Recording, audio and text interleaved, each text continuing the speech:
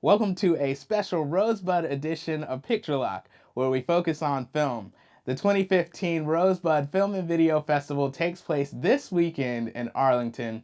In studio, I'll be talking with some of the filmmakers that are actually in the festival. That's all ahead on Picture Lock.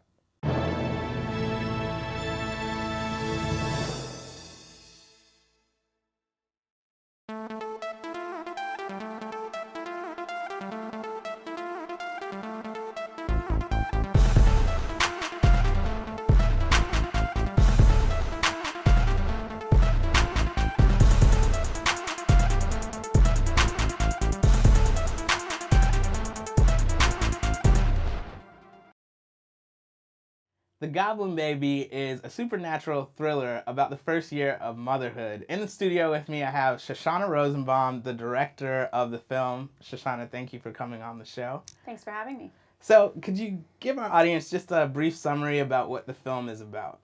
Sure. As you said, it's a supernatural thriller. It's about a woman who has a new baby and is going through that transition that many new parents go through, where there's kind of a shift in everything in your life. But she gets the sense that she lives on the edge of the woods, and she gets the sense that there's maybe something out there that's a little bit menacing, and she's not sure if it's sleep deprivation or, what it might be. So it's kind of a modern take on the idea of changelings, which is an old idea in folklore. Right. And what inspired you to make the film? Well, I have 3 kids, and I definitely went through that shift in life when I had my first. And really, the kernel of the idea came from, being at home alone in an old house near the woods, Right. With my baby sleeping upstairs, my husband out of town, and just looking at the baby monitor and thinking and I'm a writer, so I have these crazy ideas, Right. thinking what if I just heard some eerie sound come over the baby? What would it be, and what would I do? And, just sort of, I like stuff that's kind of right on the edge of reality and fantasy, so that's sort of where it came from. Yeah, that's awesome. And I love how, as artists, that's how anything kind of starts, right? What if blah, blah, blah happens? And then you just start writing a story, and now you have the Goblin Baby in the Rosebud Film Festival. That's pretty awesome. Now, the Goblin Baby is your first time out as a director, right? Mm-hmm. Okay, so how did that start? How did you get into filmmaking? Well, I've always been primarily a writer and then a visual artist. I do a lot of photography and painting. And I always, for years have wanted to make a film, but it wasn't until recently that I could really see how somebody who I didn't go to film school, it's not really my background, could go about doing it. But with the technology becoming a lot more accessible, and then really with crowdfunding, I don't think I could have done this 5 years ago, but I pretty much wrote the script. It was in the DC Shorts Film Festival. It was a finalist, so I got to have a staged reading at the Atlas Theater. And a lot of people, probably about 150 people, heard it. And enough people came up to me afterwards and said, I can really see that being a movie. And I thought, I'm just going to go for it. I'm going to make an Indiegogo page and, go into pre-production as if, this is really happening, and if I raise the money, I'm going to do it. And so it worked out. Yeah, that's really awesome, because sometimes I think we can get a little fearful, right? As human beings. I have this great idea. It would be great if, but that's so cool that you actually implemented it. So part of Picture Lock, I like to kind of focus on filmmaking, the technology, things like that. But you just brought up a great point in crowdfunding. What was your crowdfunding experience like? It was great. I read a book about it before because I had never done it before. And I had Aaron Shirley, who was the co-producer and the director of photography on film. He said, when I brought him on, he said, I'll help you make a little pitch video. And I quickly learned that that's kind of the most important thing, is to have, you don't have your film made, but you need to shoot something to show kind of the atmosphere, the environment, and brought on another person who was involved with the filmmaking. And then we kind of talked about why we wanted to make it, and and then we edited that down to under 2 minutes, and so we had a really good pitch for people to see, and then we set a goal and just tried to put it out there on social media and with friends and family, and it happened actually a lot faster than we expected. We raised our initial goal in 10 days. Wow. Was it over 30-day period, or? It was a 30-day period. Okay. So then my co-producer via Bucksbousen said, why don't we, let's have a stretch goal. Think how much better this could be if we raised a little more money. And we were like, well, okay, let's go for it. So then we raised a little over that in about 25 days, I think. So that's awesome. So just so I promise we'll move forward from this, but you do have a great team around you in terms of social media, because anytime that we post anything about the Goblin Baby, you guys are just, can you talk a little bit about the importance of, just being on top of things as an indie filmmaker socially on the web?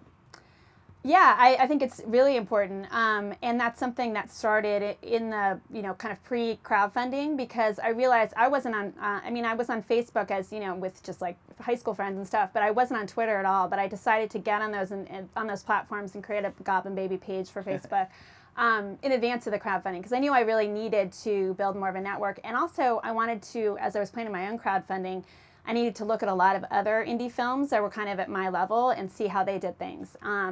And that's great, because it's a way, now I have people that I communicate with, like in New Zealand, and, yeah. who are making films that are similar, and it is important. It's a great way to be able to build community, which again didn't exist, Right, exactly. 10 years ago, so. Right. So what were some of the biggest challenges that you faced on set? Probably the weather was, we shot it in the winter. Partly because I wanted that look. I wanted kind of the starkness of the winter. And usually it's not that cold around here. I shot it in DC. We had an unusually cold winter last year, and there's a lot of night scenes in the woods. Right. So we had some long nights, and there's a baby in the movie who's a real, unlike American Sniper, it's a real baby. I was going to ask that. Right. Yeah, it's a real baby. So that was a challenge, was keeping everybody warm and comfortable and happy, and but I had a great team of people who wonderful craft services, like lots of hot tea and nice. Hand warmers and stuff, and it was a wonderful cast and crew to work with. Everybody stayed awesome. Positive. Yeah, cool. So I guess on the flip side of that, like, what's one or a couple of your favorite memories in making the film? Wow, in actually the production, it was just, I'd say probably one of my favorite memories is we had a discussion. So the film kind of leaves things ambiguous in terms of, is there something supernatural going on or not? So I remember having a discussion in the set for the nursery where we had the crib, and there was discussion with my two of my co-producers over really the story. And it was in the middle of filming. We had to decide, should we leave the window open or not? And when you see the movie, you'll understand why this is important. Right. It's a tiny detail that probably many viewers are never going to even notice. But we had probably a 20-minute discussion, like, this is so important to the story and to this ambiguity, like, how much should the window be open? And that was, I would say, that was a really fun thing, because it showed how invested in the story, in telling the story and getting it right, everybody was. Right. And I think that's awesome, because, 90% of filmmaking, it always seems like it's like fixing something, right? There was a lot of that too. But I could totally see in that scene, if the one that I think that it is, how, like, that's a huge... Is the window open or is it closed? So you have to come tomorrow to find out. Yeah. Okay, but what I really do appreciate about this film is how much I can relate to it. I'm obviously, I didn't birth any children, but my wife did, and my son is 6 months old right now, so I'm still kind of in sleep deprived mode. Yeah. And so, can you talk a little bit about? I'm assuming that maybe this kind of came out of, like you said, having your own children, but the feminist take that you put on the story.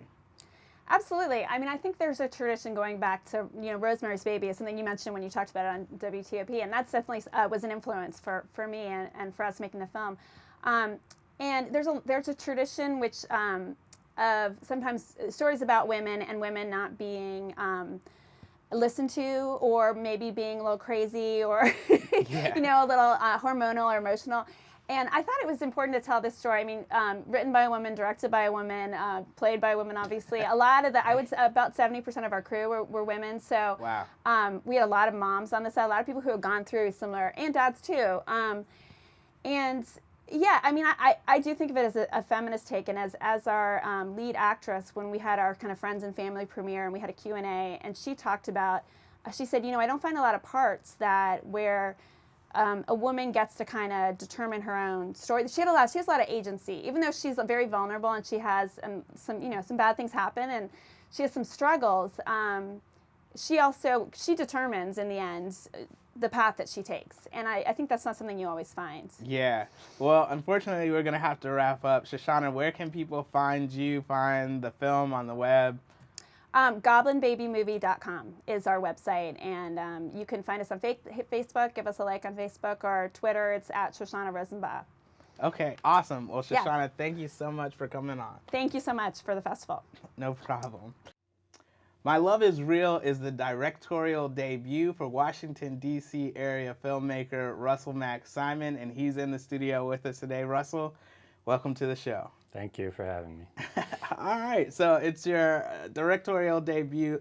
First off, if you could just give the audience a summary of the film and what it's all about. It's about a young professional guy who's engaged to be married, and his relationship falls apart when his affair is discovered, essentially. Okay. It's sort of about when you look back on the painful sort of parts of love, is what you were feeling real? Is it not real? Are all your emotions being clouded by what's going on around you? And what inspired you to make the film? I wanted to make a short film, like you said, it's my first, and actually I started casting about for scripts. I actually didn't want to write one myself, and I read a couple scripts and nothing was actually really striking me. So I just sort of sat down and started writing, and a couple weeks later, I had My Love is Real. And awesome. I mean, I've had relationships in the past, you know, but I think one of the things that stuck out to me about the relationships is looking back on them, you always tell yourself, you know, I was deluded, or I didn't really feel what I felt. I was sort of being led astray. Right. And I wanted to make a film that sort of treated what you're feeling at the moment as sort of authentic, instead of looking back on them and thinking, oh, you know, I wasn't really in love, you know, I was just sort of, you know, making mistakes or something like that. Right. Yeah. Now I gotta ask you, one of the things that I love about the film is the way that it's edited. Oh. So some of the times, you know, you're hearing the non-diegetic, and then it becomes diegetic in terms of like you actually hear what the person is saying, then you actually see it on screen. For those that don't know what that means. But just talk about the decision making in terms of how you edited it, because I really thought that was really well done. Well, thank you. Well, there's two things. There's a serious one and a not serious one. But the serious one is from the start, I wanted the characters to sort of be disconnected from their voices, which you'll see a lot of in the film. And, you know, the purpose of that is just sort of, you know, feeling disconnected from yourself, essentially. Is this an interior monologue, or is it something that you're remembering accurately? So you'll see some of that in the film. And another part of it is just, I think I was trying to be pretty ruthless in terms of the time, you know. Some other scenes that I had written, you know, it was my writing. You know, I got into the editing room and I just said, you know, cut it, you know. So mashing the scenes together, like you'll see in the film, is also sort of a way to make the film move faster. Right, yeah, no, and it totally works, and it does so in an engaging way, which is something that I really enjoyed about it. Let's talk about production for a little bit. How long did it take to make the film? So yeah, I'd never made a movie before. I really had no idea what I was doing at all. My girlfriend had produced a couple of documentaries before, and so she was my producer. And so between her and I, we sort of handled all the logistics. You know, I wrote the film, I think, January, February of last year. By April, I was casting it. By June, I was shooting it, rehearsing and shooting it. And then I wrapped up editing about 2 months later. Wow. And I rehearsed it one weekend and shot it 2 weekends later. Jeez, that's awesome. So did you grow up, like, did you go to film school and all that stuff? I should have asked that. No, I never went to any film school. You know, I was a reporter in my original career, and but I did do a lot of acting in school, and in high school and in college and in grad school, and I was not the greatest actor in the world, but I was always looking around at other actors, sort of thinking they should be doing this or they should be doing that, or we should be staging this scene differently. And so I always did want to direct, you know, something that was narrative and original. And so everything else that I had to learn, I just sort of taught myself as I went. All right. So talk about maybe one of the biggest challenges you had to overcome while you were, you know, filming the movie. You know, casting, I think, was actually sort of a challenge for me, and I didn't know if it was going to work out. for a while. I was casting for a couple weeks, and I had, a lot of actors come through, and I actually had trouble finding like a male lead actor for this. And I think probably because I had something very specific in my mind. And I know that so many things can go wrong making a movie, like one thing will basically make it a bad movie. And I really didn't want, to cast someone who basically, I was like, it made the movie not work. Right. And it was really like and I was actually resolved just not to do the movie. I was like, I'm not going to do this until I find someone. I'll shoot it next year. I'll shoot it whenever I find someone. Right. And I found someone the last day, and like he wasn't even going to come audition. Finally, he texted. He's like, "Yeah, I'm going to come." And he auditioned, and I said, "You're the guy," and I offered him the part on the spot. And I love how stuff like that happens. Like one, for you to have the dogness to say, "Look, I know what I want, and I'm not going to do it until I get it right." And then this is hilarious that he's like, I might come, I might not, and he winds up being the guy. That's awesome. Yeah. What was one of your favorite memories just on set and things like that?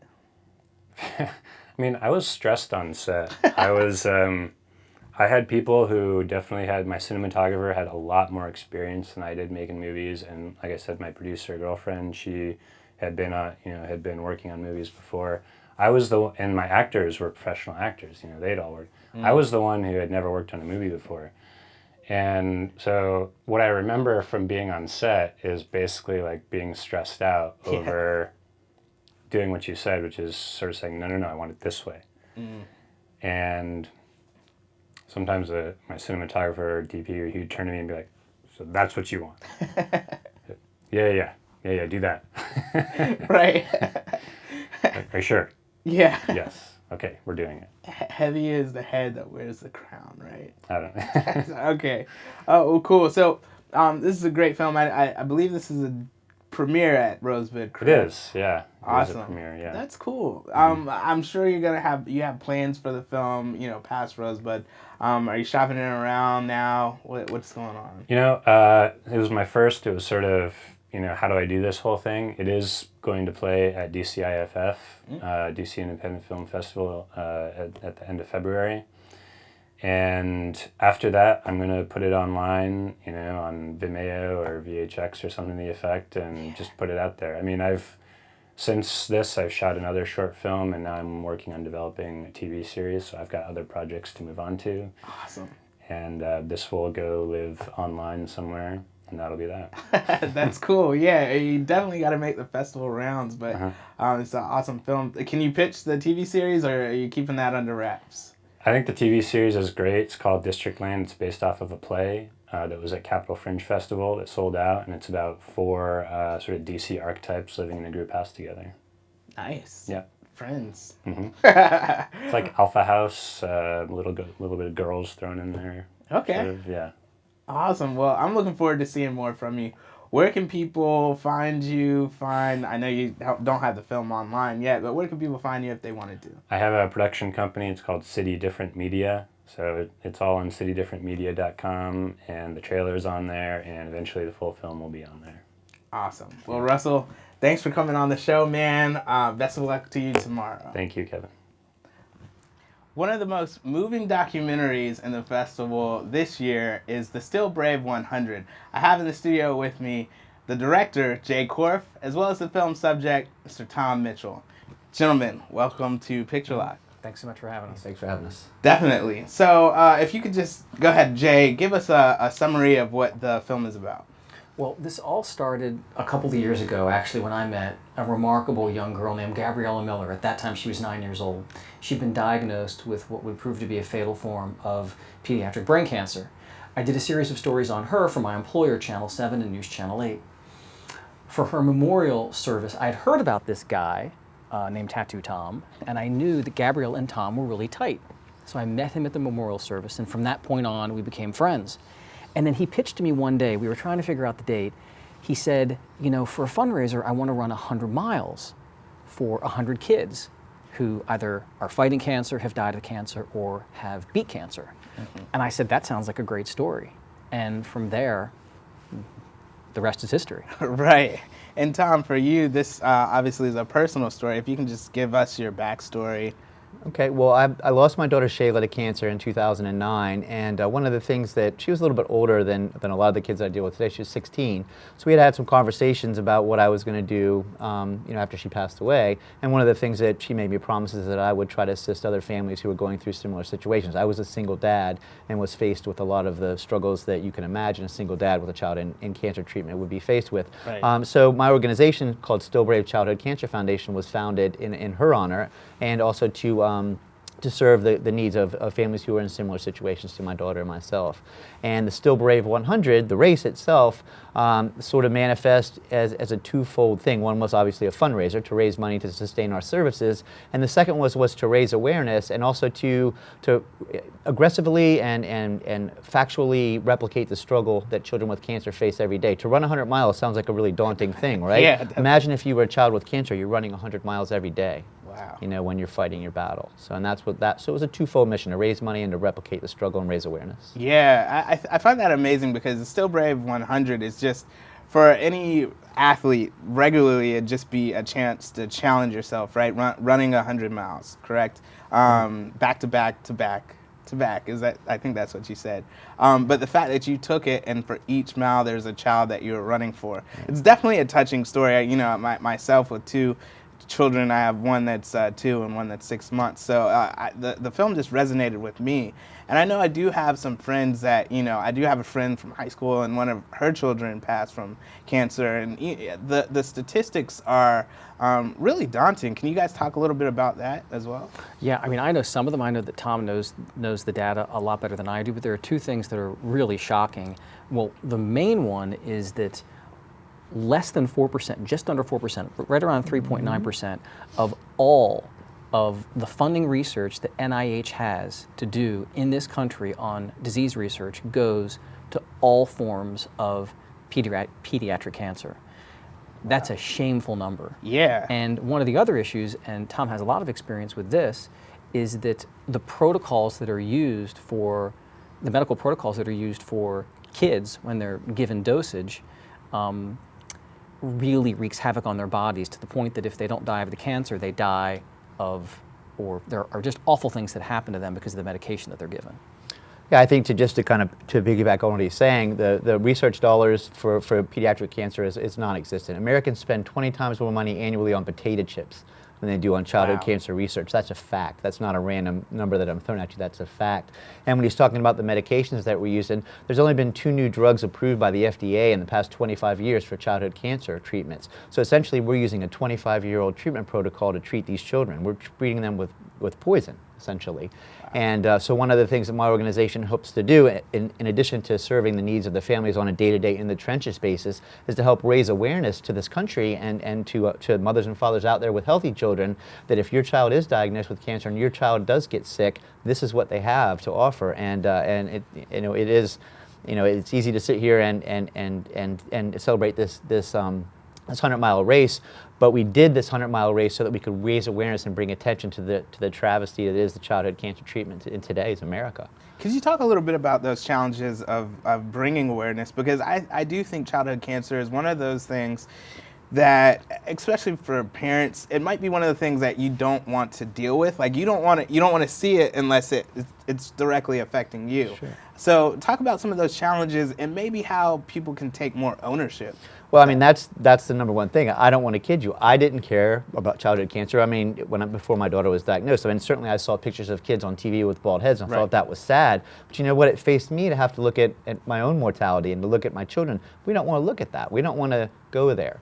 And that is the biggest challenge that we face today in the childhood cancer advocacy community, is to tap into the families of healthy children. Because they call me brave and they call me a hero because of the things that I do, but I kind of laugh and I think you're the brave one and I think you're the hero because you have healthy children and you're not aware of what's going on and you're not taking the steps as a country, and I say that as a country, you're not taking the steps to provide the appropriate treatment and medications for your child if they do get sick. And I don't know if I know I don't mean to put that on you, but that's what's going on. No, I totally, that hit me. Wow. Because who, out of sight, out of mind. It's not my kid. It's not my problem. But you know what? It wasn't my kid until it was my kid. It wasn't my problem until it was my problem. And today, I'm not here. My daughter died in 2009. I'm not here doing this interview for my daughter. I'm here doing this interview for your children, Kevin. Wow. Okay, dude. I've never cried on this show before, and I don't want to start now. But man, that really did register with me. I do appreciate you guys. And you so know, when I just met this sharing guy, and when I met this guy, and he was talking this stuff to me, of course, I'd already been through this remarkable, I mean, she changed my life. She's changed everybody's life. Her name's Gabriella Miller, and she really became kind of the poster child for the outrage and the awfulness of what's happening to these kids. But she did something incredible, Kevin. She decided to transform all the people around her, and despite arduous chemo and radiation treatments and that, quite frankly, the hell that she was going through, she decided to dedicate the remainder of her days to raising money. And she ended up raising, at the end of the day, if you think about it, from a congressional bill that was passed and signed by the president, including all the other things that she did, over $100 million for sick kids. Wow. And that's one little 9-year-old girl. Yeah, she and I were very good friends, and what was interesting about her is that she shared the same passion and tenacity that I do. And she was a no BS kind of kid, Right. literally. If you knew about her, you know, and I think that's the approach that we need to take, and that's why I'm glad that the Still Brave 100 documentary is out there. And you know, it's a great story about me struggling to run 100 miles, but that was just a vehicle with which I used to tell the real story, and the real story is it's not a pretty one. And she was the thread. So I knew her, then I got to know him. And as it turned out, he dedicated each mile to a different child. He dedicated mile 99 Right. to Gabriella, mile 100 to his daughter. So it was kind of my job, and I felt it was a big responsibility, but I felt that I could do it. That, you know, I did this all on my own time. And I chased him around for about 25 or 26 miles of the 100 miles. And I felt like I had a responsibility because I knew and I loved Gabriella.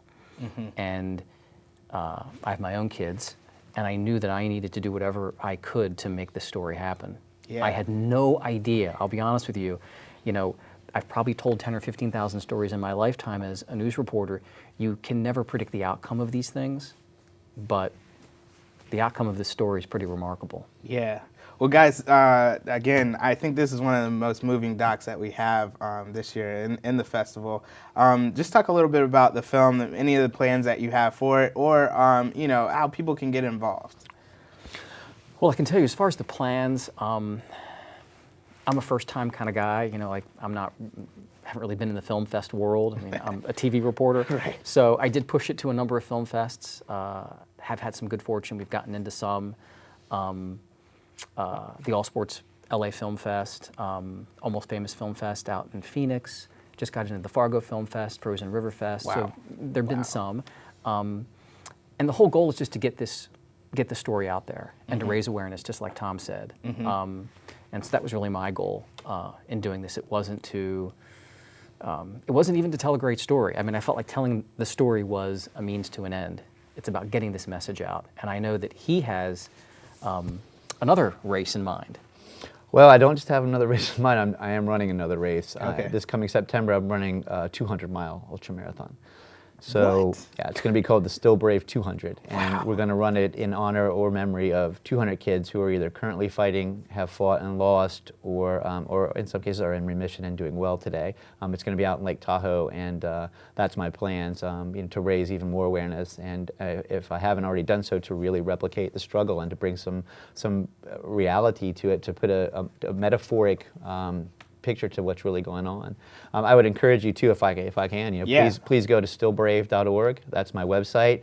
You can follow us, and you can follow all the things that we do. You can look at me and tell I probably don't have a lot of bake sales. You know what I mean? That's not what Still Brave does. We call ourselves renegades, and that's because we are. Renegades are the people with their own philosophies. We change the course of history, everyday people like you and me. Yeah. And that's what we're trying to promote, and that's what we're trying to do. Is we're trying to change the world, touch lives, one kid at a time. Awesome. Well, guys, I really appreciate you all telling your story.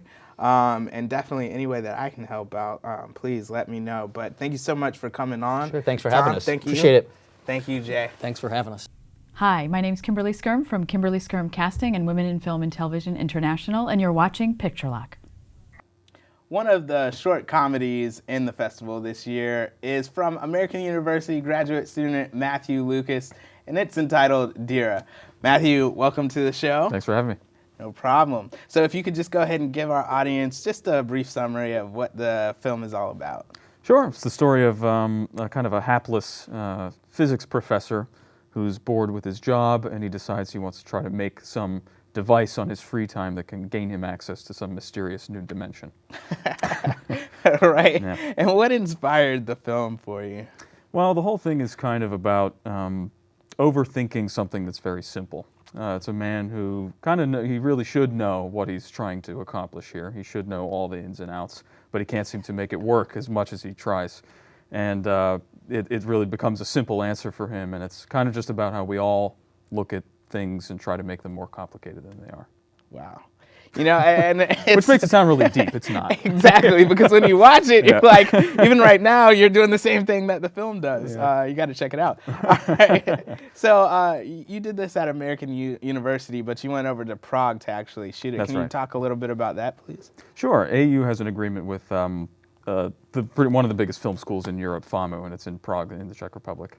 And so I went over there with a couple other grad students from AU, and we teamed up to basically, the program is, it's a full-on from start to finish working on this one film.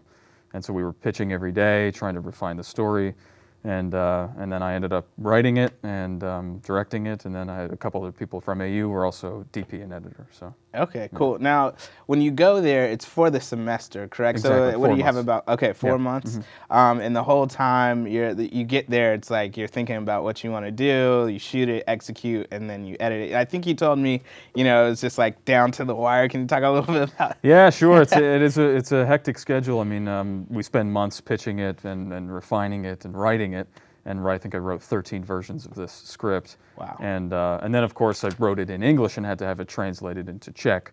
So there's another hurdle there before then we can even get to the casting thing. And I think by the time we were shooting, which we shot over 3 days, by the time we were shooting from that point until we screened might have been 2 weeks total. Wow. So it was pretty hectic. Once we got into production, we were bing, bang, boom, right through the end. Yeah. One of the things that I love about film is that it is a visual medium, correct? So talk a little bit about that challenge, like you said, to be able to direct someone in Czech. Like, how was that, like the chemistry? How are you able to direct them? Because you got the performances that you needed from them, but Sure. What was that like? It was a challenge. I mean, making a film, especially as the director, is really all about communication. It's about having the right things to say to the right people at the right time. And if you don't speak the language, it becomes a little bit more challenging. But we had a good group of people. We had a good. My production manager was bilingual, so she was able to translate for me when I needed that to happen. But the actors they spoke a little bit of English. I mean, because it's a major world city in that part of Europe, it's not really that difficult to find people that speak English. So I mean, they did a pretty good job. But when I was up against the wall, I had my production manager as a parrot on my shoulder, translating for me. So one of the things that I really noticed that stands out about your film is the color within the film. I think you probably went through a lot just to make sure you hit those colors, but also, the professor is working on this elaborate machine. Like, talk a little bit about the cinematography in the film, but then also the props, because that machine, it looks like it's a real machine that works and creates this new dimension. Well, it does work in that it lights up. That's about the only working part of it. But yeah, we spent a lot of time on production design and location scouting. Prague's a beautiful city, so there's no shortage of like really old buildings and really crazy locations. And so we found a really cool printing workshop, which is actually where we shot his like lab or whatever. So that helped give us a lot of depth. I mean, we didn't move much. It was it was pretty crazy. There was a lot of texture in that space. We hired a guy to build this machine, and it cost us maybe a couple $100, maybe $200 to get it made. But he made it from our specifications, the things that we wanted it to do, and he was crazy. He had all kinds of he had it hooked up to this crazy remote that it was like a number pad, but if you pressed each different number, it lit up in a different way. So there was also a training period we had to go through to make sure that we knew how to operate this thing. But yeah, once we pulled it all together, we had a great cinematographer that was another student from AU, and we shot on 35 millimeter, which is we don't get to do that every day. So that really helped control, the textures and the color that we wanted to show. Yeah, that's cool.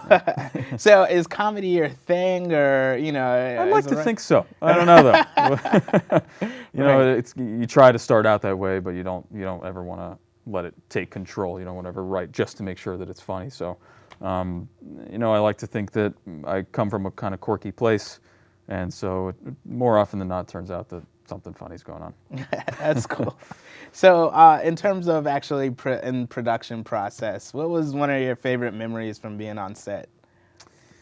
From being on set, well, I think actually the best thing about this was in pre-production when the translation of the script was something that the comedy of it in English was something completely different from how it ended up being in Czech. Right. And to sit down with my production manager I think we went maybe like 2 weeks. We sat through it and went through word by word, joke by joke, make sure that each thing would translate to it for a Czech audience. And a lot of times we ended up with stuff couldn't ever have made up.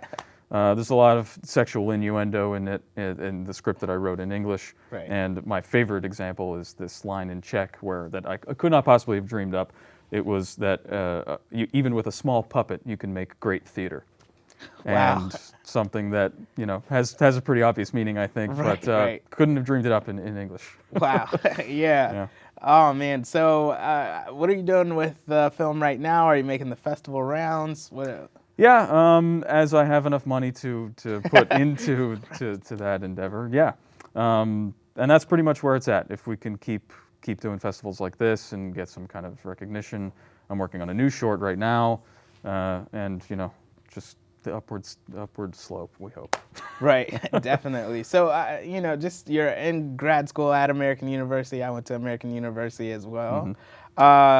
What are your plans once you graduate? Is filmmaking what you want to do full time? Excellent question. Ask me again in like 3 months, and then maybe I'll... Right. Yeah, I mean, I think I'd like to either start a production company with some friends or find a place in some production company. Right now I do freelance script work, and I'll probably try to make stuff like that work for a while. But yeah, I mean, the goal is to maybe one of these films will catch fire someday and solve all of my problems. Isn't that what we're after? Right, that's what the glory. Yeah. Awesome. So, Matthew, where can people find you or follow the film if they want to? All my information, all my projects is on my website, matthewlucas.co. Okay. Yeah. Cool, man. Well, Matthew, thank you for coming on the show. Thanks so much, Kevin. Appreciate it.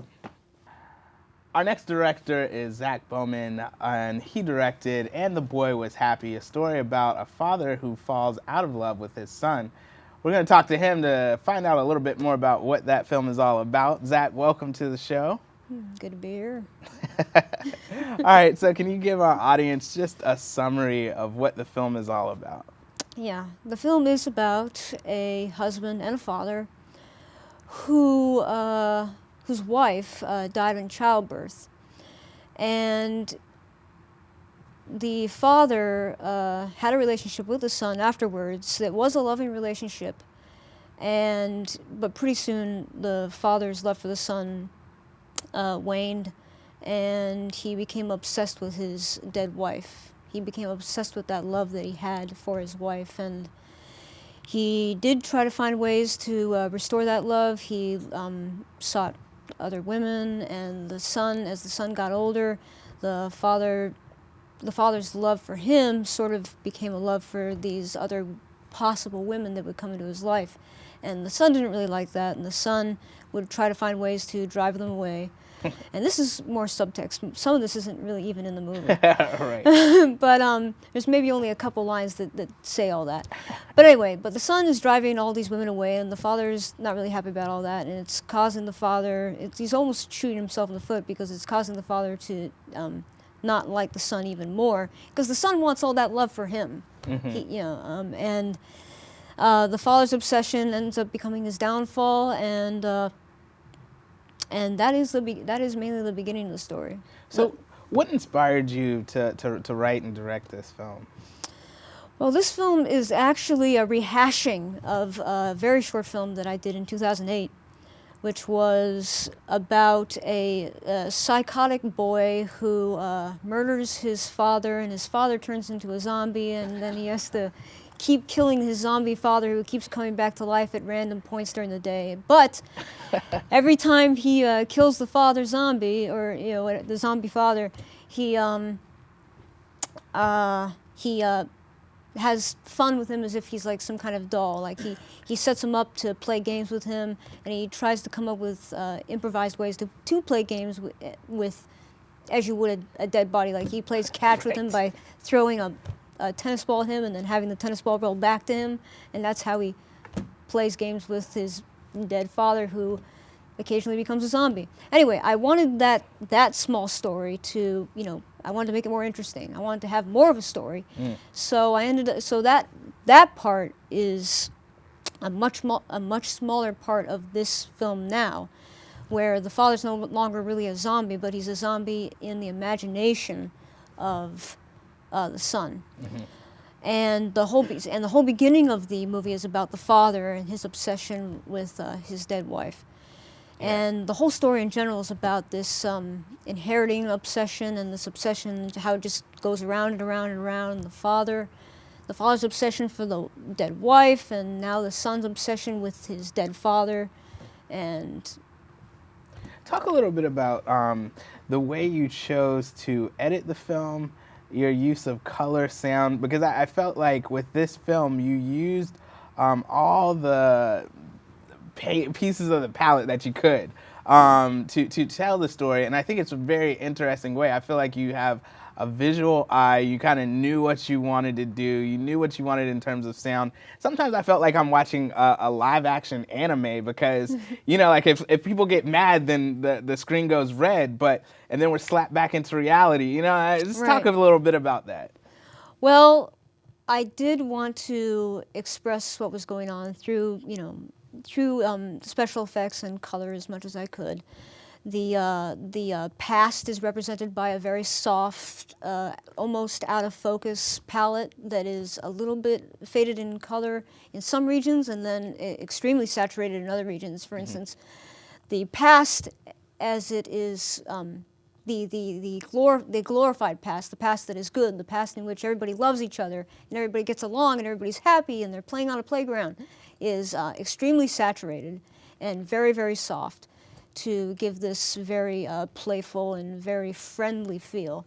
And then the present is not completely black and white, but very, very desaturated, very harsh light and harsh tones, so that it gives you the impression that this is a very, dark and harsh present.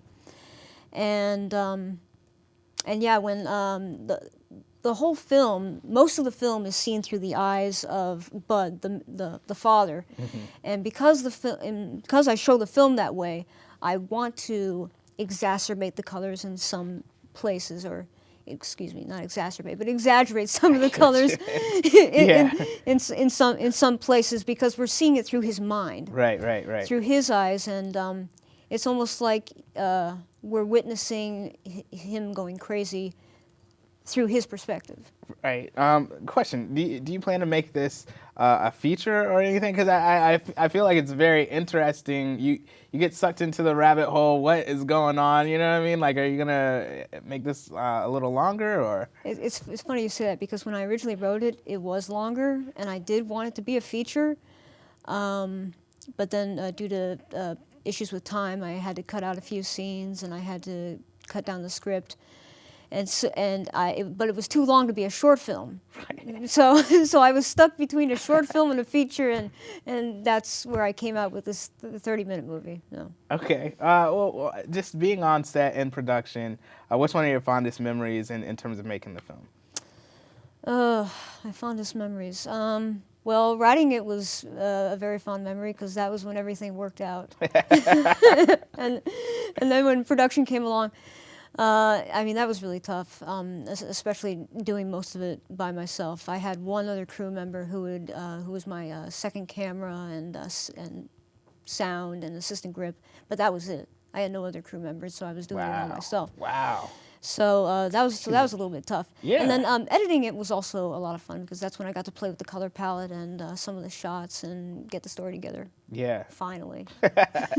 Definitely. So I think one of the things that I just think is awesome is your poster for the film. And that's one of the things that I love is when an indie filmmaker like takes the time to also market the film in a huge way. And I think that poster, I'm like, man, can Zach do my next film? That's pretty awesome. What inspired you to do that? Because it's like you see the son, the father, and the mother all in one, and they're all kind of like in this tree. Right. I actually. It's funny, I did that poster for Rosebud, actually. Okay, nice.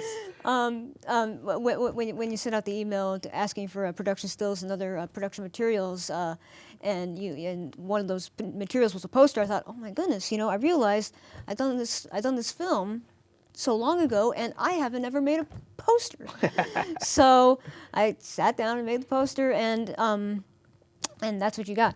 But yeah, as far as the explanation of what the poster is symbolizing, what it is it's the large head of the sun, and inside of the sun's head is the father, and inside of the father's head is the mother. So basically, that means that, the mother is the obsession of the father, and then the father is the obsession of the son, and so that's that. I think my mind just blew. Like, wow. And then the tree is supposed to be representative of the Giving Tree, right. Written by Shel Silverstein. Mm-hmm. And the Giving Tree is a big part of this whole movie. In fact, "And the boy was happy" is supposed to be representative of the line "And the tree was happy." Right. And in fact, that entire title is "And the boy was happy, but time went by." Just like in the book, the line is "And the tree was happy, but time went by," as if to say that the boy was once happy, but time went by, and right. and people changed, and things grew older, and people grew older, and passions changed, and people just got worse. Yeah, it's so funny, and we had to wrap this up. I hate to do this, but I had literally just rented The Giving Tree from the library, and I was reading it to my daughter, and then I saw the film, and I'm like, so I knew where it came from. It was just hilarious. All right, so Zach, where can people find you and find the film? Let us know. Mm-hmm. Well, I do have the phone. I have the film on my website, which is zbowmanesque.com. No, wait a minute. Is it Z-Bowmanesque or Zach? It's Zach Bowmanesque. I'm sorry, because I have an email that's Z-Bowmanesque. That's okay. You can find the film at zachbowmanesque.com, and it's in with the rest of all my other video portfolio work there. So. All right, Zach. Well, man, like I said, I think you definitely are a visual filmmaker. I hope you're going to continue doing this, because if so, you're going to be one of those directors that, like, this is a Zach Bowman film, Right. So that's awesome. Thanks so much for coming on the show. Good luck in the festival. Thank you so much.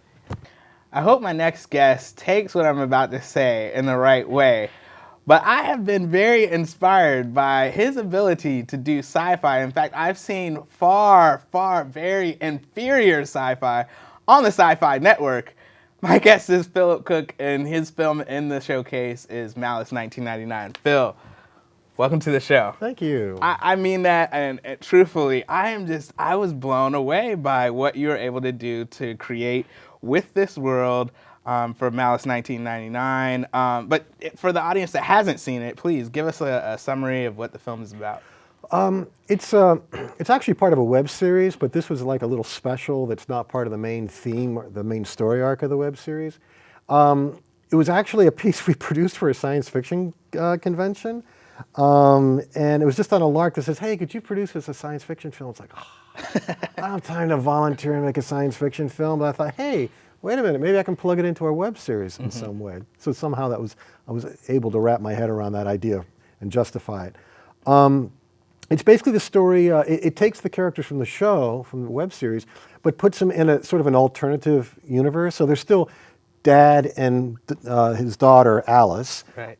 Still that same kind of relationship, that same kind of dynamic, except they're in the future, but it's like a retro future, because it's actually set in 1999, which is already passed. Right.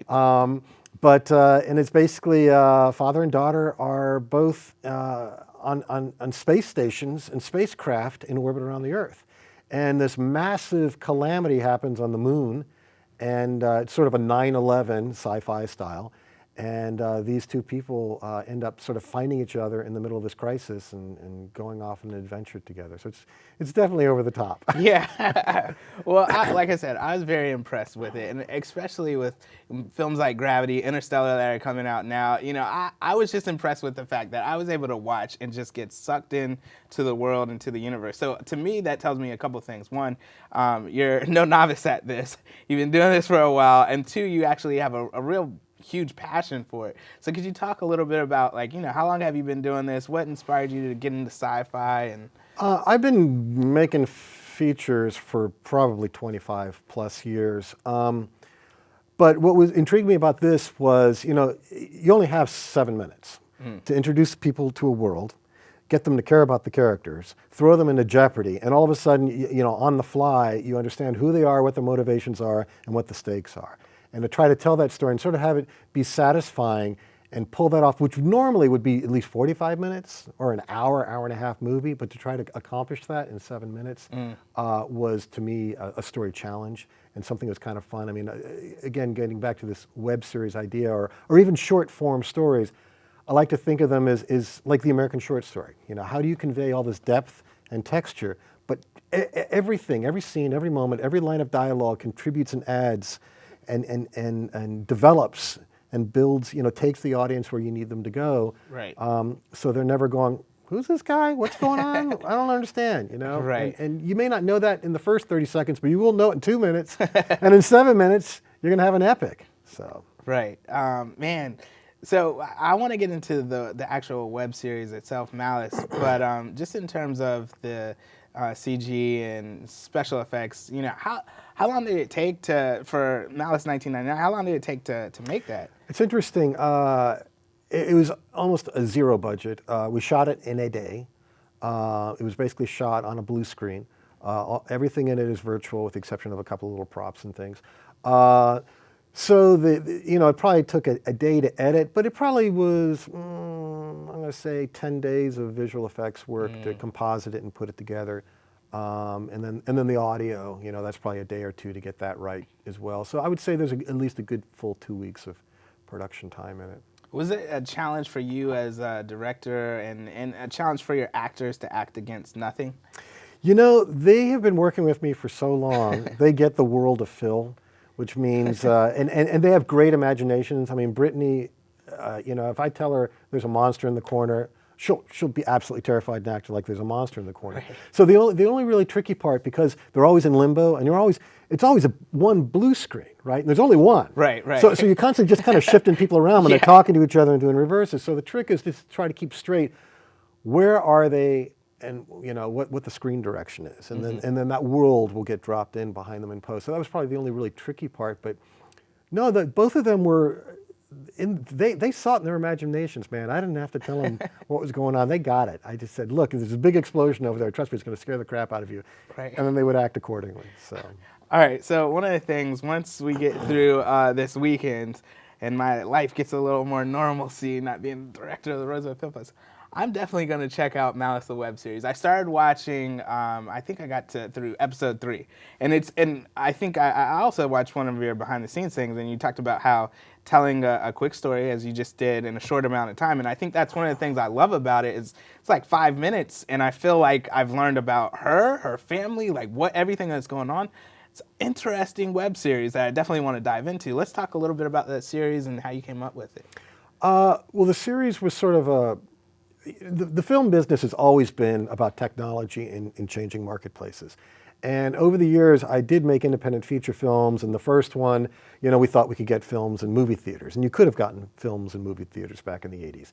And then I did another sci-fi film in the 90s, and that was on HBO, Showtime, and Cinemax. And you could have done it with no stars. Right. You could have, that was possible to do that.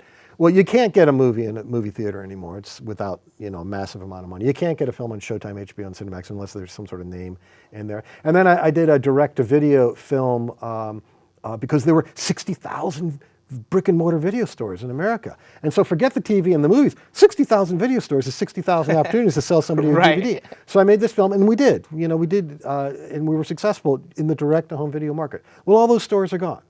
So you can't get one in the theater. You can't get it on TV. You can't get it on cable. You know, and one of my films is on the SciFi channel. Couldn't do that anymore, and the video stores were all gone. Now what? And so at that time, YouTube was just starting to come on the scene. And I started doing some research, and I couldn't find any narrative-driven content on YouTube, because that was when YouTube was known as the cat channel, right? The cat videos, and you know, anecdotal stuff. But there was never any narrative, you know, with a continuing set of stories. And I'm going, is it because it's too hard, or is there a reason people aren't doing this? So I jumped into that, and I was trying to come up with a story that I thought would have as much appeal. And a lot, you know, I have 2 young girls. And they spent a lot, at the time, they were spending a lot of time on YouTube, and I thought, that's my audience. Young girls. Young girls drive the marketplace in so many ways. I mean, women drive television, you know, and these are people who share, they're interactive, they communicate. So I thought, okay, let's come up with a compelling story that anybody could watch, but it's designed specifically for, you know, 15, 16, 17, 20-year-old women. But she's tough. And she's badass, and she's got a gun. So the teenage boys and the gamers will like her too. So she's vulnerable, but she also kicks butt. So I thought, okay. And then, but we weren't tying off of a franchise, because some people make web shows and they're sort of Harry Potter things or Star Trek things. It's like, well, look, you know, you're going to put all that effort into it. You want to own the material. You know, you can't own if you do a Star Trek knockoff or a Harry Potter knockoff. So I created an original thing, and the only universal idea I had was Alice in Wonderland, which is in the public domain. So we sort of had this loose tie-in. This is sort of a contemporary take on this sort of Alice in Wonderland story. And then I thought, well, it's got to be, you know, on a computer. It's not like television where it's passive. When you're watching video on the computer, you're one mouse click away from a distraction. You know, your Facebook is clicking at you, people are texting you. It's like, so this has to be really compelling. If anybody's going to take 6 minutes out of their lives, I got to give them no reason whatsoever to check the email or click off the button. And I think you've discovered that when you watch them. It's like, because whenever anybody sends me a video, the first thing I do is see how long it is. How much time am I committing to this thing? The second thing is, and I'll start watching it. And after about 30 seconds, if you get a sense of the rhythm, you can start skipping. You know, you can skip to the next minute, because the next minute is kind of like the first one. You can kind of skip your way until you get to the end, to the punchline. Can't do that with this show. You skip 30 seconds ahead, you just missed something. You skip 30, so you got to watch it, and you want to watch it. So, and it was designed, it's like, don't give them a reason to click off. Don't give them a reason to fast forward. And they sit there, and next thing they know, boom, 7 minutes is gone. It's like, wow, I'm going to click the next one. So, you know, I tried to design it like crack click. So you had to get the next hit. I got you. Well, Phil, listen, maybe we can have you and the cast of Malice come on, do a Malice special or something like that. That would be fun. I hate to bring it to an end, but we have to. But where can people find you?